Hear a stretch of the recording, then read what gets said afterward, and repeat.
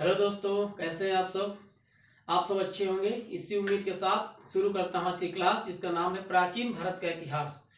ठीक है, प्राचीन भारत का इतिहास जानने के लिए हम मुख्यतः 3 बिंदुओं पर फोकस करते हैं। तो प्राचीन काल स्रोत के अनुसार प्राचीन काल के इतिहास को हम 3 पॉइंट से 3 बिंदुओं पर नोटिस करेंगे, जिसे हम प्राग ऐतिहासिक काल, आदि ऐतिहासिक काल और ऐतिहासिक काल जैसे 3 बिंदुओं पर शुरुआत करते हैं। तो प्राग ऐतिहासिक काल 2 शब्दों से मिलकर बना है, प्राग और ऐतिहासिक। यानी प्राग के कभी कभी प्राग लिखते हैं, कहीं कहीं प्राग लिखते हैं, यानी प्री हिस्टोरियन एज की बात कर रहा है। तो इतिहास से पहले की बात। फिर आद्य ऐतिहासिक काल, आद्य ऐतिहासिक काल, इसका मतलब हुआ है प्राचीन ऐतिहासिक काल। उसके बाद होता है ऐतिहासिक काल। तो तीनों बिंदुओं को हम क्रमशः समझते हैं। प्राग ऐतिहासिक काल मतलब क्या है? लिखित है पर कोई साक्ष्य नहीं। ठीक है, लिखित प्रमाण हो गया है, यानी प्रूव्ड है, लिखित है, लेकिन का कोई साक्ष्य नहीं है। उसके बाद अगर बात की जाए आद्य ऐतिहासिक काल की, लिखित है, साक्ष्य है, लिखित है, साक्ष्य है, लेकिन पढ़ा नहीं जा सका। ठीक है, उसके बाद ऐतिहासिक काल की बात करी गई है, तो लिखित है, निश्चित साक्ष्य है, पूरे साक्ष्य नहीं है, निश्चित साक्ष्य है, और जिनको पढ़ा जा सका है, तो जो कि 6ठी शताब्दी से शुरुआत करते हैं। देखिए, जब पृथ्वी रहने के लायक बनी, ठीक है, जब पृथ्वी रहने के लायक हुई, तो यहाँ धीरे धीरे छोटे सूक्ष्म जीवों का उद्भव हुआ, और धीरे धीरे आपने देखा है जुरासिक एज, कई प्रकार के एज आए।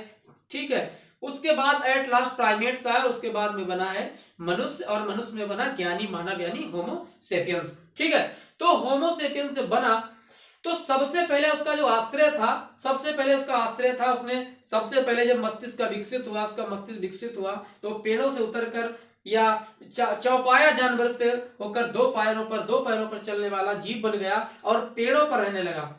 फिर धीरे धीरे जब उसकी सभ्यता में विकास हुआ, मानव का मस्तिष्क विकसित हुआ, तो उसने फील करना शुरू किया, उसने महसूस करना शुरू किया, उसको ठंड लगी, तो उसने क्या किया, अब वो पेड़ों से उतरकर 4 पैरों से न चल के 2 पैरों से चलने लगा, और पत्थर यानी पाषाण उसका सबसे बड़ा आश्रय बने, और फिर वो पत्थरों की गुफा में रहने लगा, फिर पत्थरों का यूज करने लगा, पत्थरों के उसने हथियार बनाए जंगली जानवरों को मारने के लिए। ठीक है, आखेटक करने के लिए उसने क्या किया, पत्थरों के हथियार बनाए। माना कि वो बेडोल थे, लेकिन धीरे धीरे उनको भी अलग अलग युगों में शुरू किया, जिसका नाम है पाषाण काल को जानने से पहले एक भूगोलवेत्ता रहे ब्रिटेन के भूगोलवेत्ता, इसका नाम है रॉबर्ट ब्रूस फुट, 1863, यानी रॉबर्ट ब्रूस फुट, जो कि ब्रिटानिया इंसाइक्लोपीडिया ब्रिटानिका के अनुसार ये एक भूगोलवेत्ता और पुरातत्वविद भी थे ब्रिटेन के। इन्होंने सबसे पहले पाषाणकालीन मानवीय बस्तियों का अनुसंधान किया, अन्वेषण किया, धीरे धीरे शुरू किया है। तो शुरू करते हैं आज की क्लास। अब शुरुआत करते हैं पाषाण काल। धीरे धीरे हमारी कहानी आई पाषाण काल, यानी मनुष्य का सबसे बड़ा आश्रय बने पत्थर की गुफा में रहने लगा, फिर पत्थर के हथियार बनाने लगा। माना कि वो हथियार बेडोल थे, लेकिन शुरुआत हुई कहीं से भी हो, शुरुआत हुई वो जंगली जानवरों को मारने के लिए, आखेट करने के लिए, हंटिंग करने के लिए पत्थरों से बने हथियारों का यूज करता था। और फिर हैंड एक्स वगैरह बनी, हाथ की कुल्हाड़ी। उसके बाद करते पाषाण काल। तो पाषाण काल का मतलब हुआ पेबल एज, यानी पत्थर का एरा था, पत्थर का युग था। तो पत्थर के युग को हम 3 भागों में बांटते हैं, जिसका नाम है पुरा पाषाण काल, मध्य पाषाण काल और नव पाषाण। जैसा कि नाम है पुरा, यानी प्राचीन पाषाण काल की बात कही गई, फिर कुछ युग बीत गया, कुछ समय बीत गया, तो फिर मध्य पाषाण काल की बात की गई, और उसके बाद फिर धीरे धीरे शुरुआत हुई नव पाषाण काल की। तो शुरुआत करते हैं आज की क्लास का।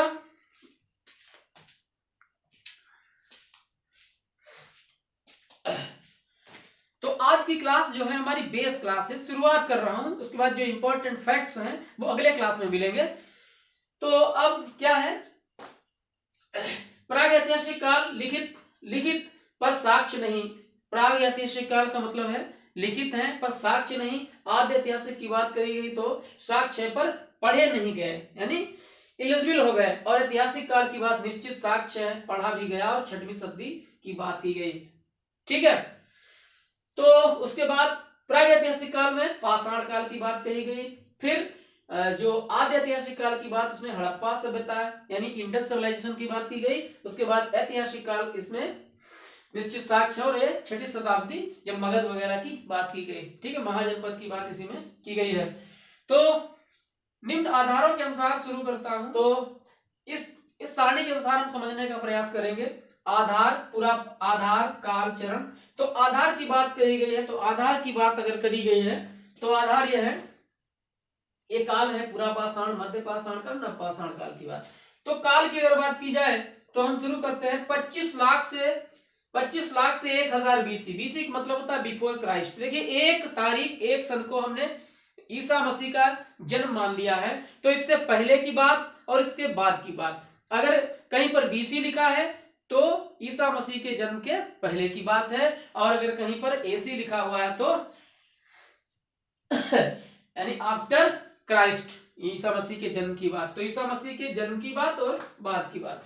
तो 25 लाख से 1000 बीसी तक क्या रहा है? 25 लाख से 1000 बीसी तक पूरा पाषाण काल का युग रहा है, समय रहा है। और मध्य पाषाण काल 10,000 से 4000 बीसी तक। देखिए, बीसी का मतलब यही होता है, बीसी जब भी होगा तो सबसे पहली बड़ी डिजिट होगी और उसके बाद में 4000। इसका मतलब हुआ कि 4000 यानी 10,000 से 4000 तक। ठीक है, 4000 साल से लेकर पीछे के 10,000 साल तक की बात करी गई है। उसके बाद नव पाषाण काल 10,000 साल से लेकर 1000 बीसी तक की बात की गई है।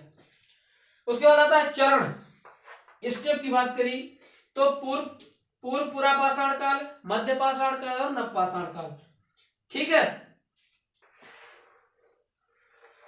इसका मतलब स्पेस है। तो पूरा पाषाण काल और मध्य पाषाण काल कुछ समय बीत जाने के बाद एक में ही थोड़ा थोड़ा दोनों साथ में ही चल रहे थे। फिर लेकिन नव पाषाण काल जब आया तो चीजें बदल गई थी। फिर मध्य पाषाण काल और नव पाषाण काल का ही संगम है। इसका मतलब क्या हुआ कि पूरा पाषाण काल, मध्य पाषाण काल थोड़ा थोड़ा करके बाद में संक्रमण हो गया, एक में मिल गया। आपने पढ़ा होगा संक्रमण, और संक्रमण हो गया। उसके बाद मध्य पाषाण काल और नव पाषाण काल एक में मर्ज हो गया। ठीक है, तो मध्य पाषाण काल नव पाषाण काल का संगम हो गया, संक्रमण हो गया, यानी दोनों काल एक में मिल गए। फिर शुरू करते हैं। फिर कहते हैं कि लक्षण क्या थे? आखेटक। आखेटक मतलब हंटर। अभी तक जो होमोसेपियंस था वो हंटिंग करता था, शिकार करता था। फिर खाद्य संग्राहक हो गया, शिकार करके लाए और अगले दिन के लिए भी खाने का व्यवस्था करना है। कहीं शिकार नहीं मिला तो उसने क्या किया? खाद्य को यानी खाने की चीजों को संग्रहण कर लिया। खाने की चीजों क्या था? मांस था और जंगली जानवरों, मांस था और कंदमूल, फल और पेड़ फल, ये सब खाते थे वो लोग। ठीक है, कंदमूल, फल और जो जड़ें थी और कई प्रकार के पेड़ों की छाल, पेड़ छाल, फल वगैरह ये सब खा लेते थे। उन्हें नहीं पता था क्या है सब, लेकिन खाते थे। तो आखेटक रहा, खाद्य संग्रहण रहा, और पशुपालन अभी तक शुरू नहीं हुआ था। पूरा पाषाण काल की बात करी गई।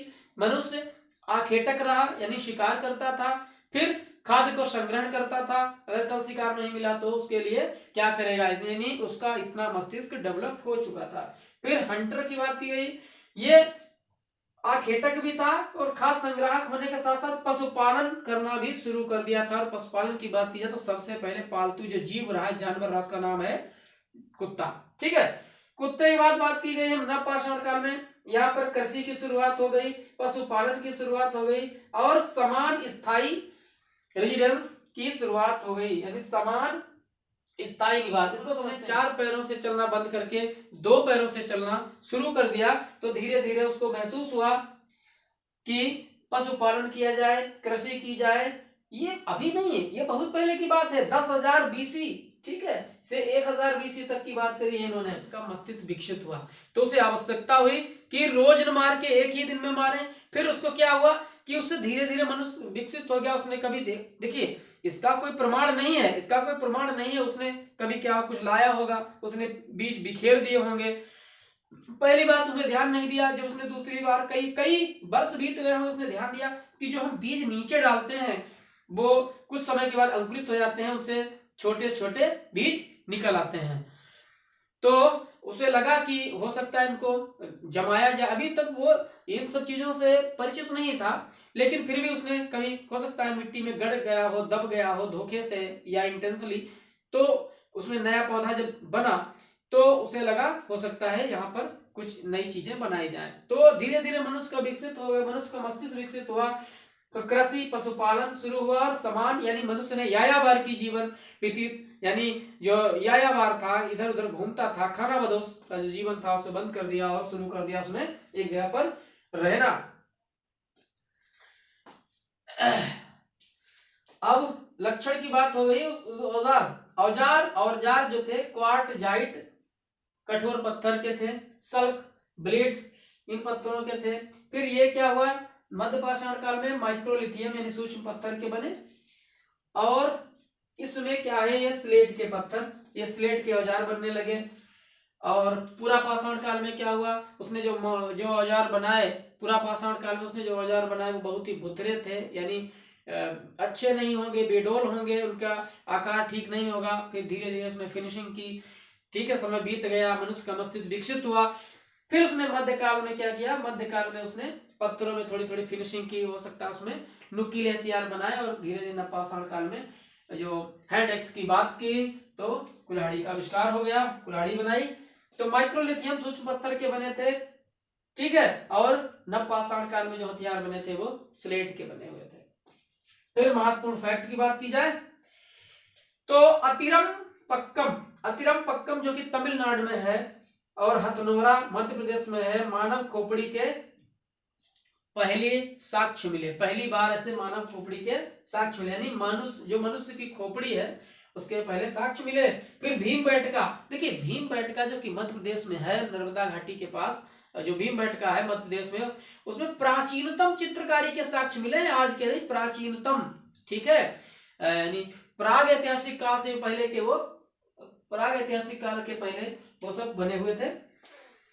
फिर उसके बाद प्राचीनतम साक्ष्य मिले। उसके बाद बात की गई कि ये चौपानी माड़ो उत्तर प्रदेश में है, यहाँ पर मिट्टी के बर्तन यानी मृदभांड की बात की गई है, मृदभांड मिले। फिर सराय नाहरम उत्तर प्रदेश में है। फिर बागौर राजस्थान में इसके जो इसके अवशेष प्राप्त हुए। आदमगढ़ में मध्य प्रदेश में, यहाँ पर पशुपालन के साक्ष्य पहली बार प्राप्त हुए। बुरजोहन जम्मू कश्मीर पड़ता है, यहाँ पर गर्तवास यानी गड्ढे में मनुष्य के रहने की बात, गड्ढे में रहना यानी गर्तवास, मनुष्य यहाँ पर गड्ढे में रहने के, मनुष्य के गड्ढे में रहने के यहाँ पर साक्ष्य प्राप्त हुए।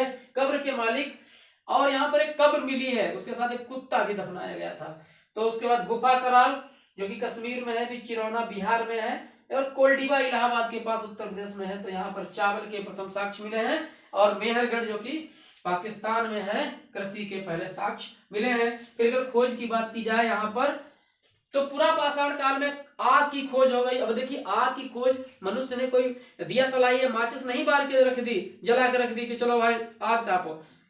संयोग से हो सकता है उसने देखा हो, क्या हुआ, जब बहुत ही वर्षा उस समय खूब हो रही थी, टेम्परेचर ज्यादा, तो वर्षा खूब होती होगी, तो टहनियां आपस में रगड़ी और उससे अग्नि पैदा हुई होगी। हो सकता है ऊपर से कहीं पत्थर गिरा हो तो उसमें आग लग गई, किसी न किसी तरीके से आग लगी। तो आग उसने देखा होगा, उसमें कुछ जीव जंतु, उसमें जानवर कुछ जल गए होंगे, तो उसने उसके बाद जो बचे होंगे, तो हो सकता है मनुष्य भी उसमें जल गए हों। तो जो उसमें बचे, आग की खोज हो गई, लेकिन उसका भी यूज नहीं हुआ। आग उसने जलती देखी, लेकिन उसने कभी यूज नहीं कर पाया। और उसके बाद आग का प्रयोग होने लगा, ठीक है, मध्य पाषाण काल आते आते आग का प्रयोग होने लगा, और नव पाषाण काल में आग का खूब अच्छे से प्रयोग होने लगा। मनुष्य ने क्या किया, जंगली जानवर, हिंसक जानवरों को दूर भगाने के लिए बत्तेला या कुछ ऐसा कुछ बनाया, मसाल टाइप की बनाई, जिससे जंगली जानवरों को दूर भगाया जा सके। फिर आग को कच्चा मांस जो है भून के खाने लगे, कंदमूल फल वगैरह भून के खाने लगे, उनको स्वाद और अच्छा आया। उसके बाद बात करते हैं नवपाषाण काल, पहिए यानी पहिया या कृषि, पहिया और कृषि, पहिया का आविष्कार हुआ, अच्छे से कृषि होने लगी, और चाक का आविष्कार हुआ, यानी पहिया का आविष्कार होते ही मनुष्य का क्या हुआ, जो युग परिवर्तन हो गया।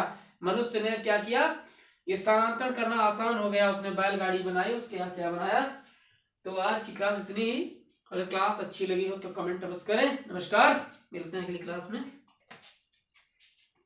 हमारी 3 मिनट लगे भाई, 16 मिनट वीडियो।